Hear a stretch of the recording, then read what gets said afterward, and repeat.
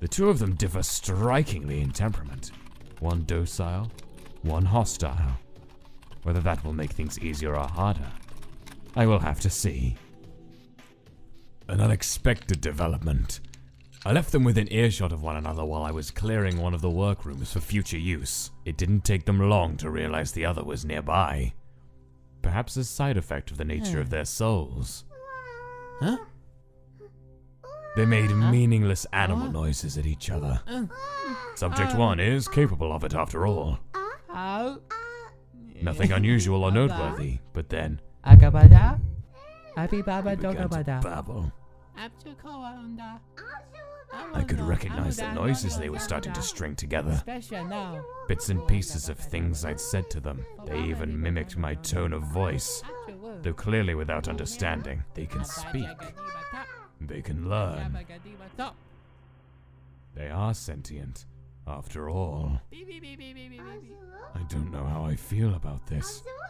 I specifically accelerated their growth because I didn't want them to look like children. I don't want them to sound like children. It's unnecessary.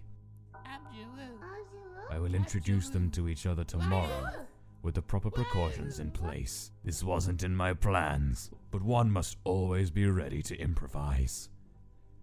We'll see what happens. This is it. Subject 1 and 2 are going to meet. I'm keeping a tight hold on both of their souls. Don't touch me! Don't touch me. So if they fall to fighting, it should be a matter of moments to separate them before either is hurt. It's best to be prepared. I'm not entirely sure what to expect. They've seen each other. They seem at a loss for what to do. Subject 1 seems wary. Subject 2's eyes have begun glowing a warm red-orange color. Subject 1 soon began glowing light blue in response. This seems to have calmed them a little. They are approaching each other.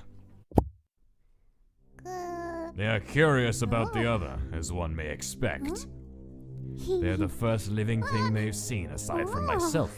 After all, they are very eager and quick to learn. Already their level of speech has advanced at an astonishing rate by speaking to each other. As one learns something new, Shh, no cry, no cry. so the other builds off of what they've learned to new heights.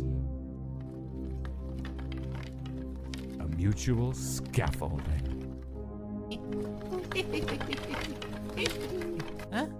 Huh?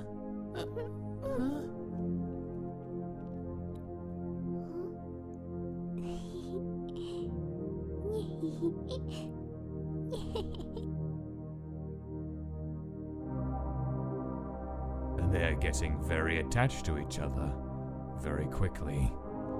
If I want these two to mature rapidly, leaving them together seems the most obvious choice.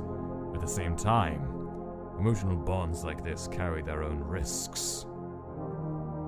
On the other hand, alright, that's enough. Perhaps those bonds can be exploited later, should the need arise.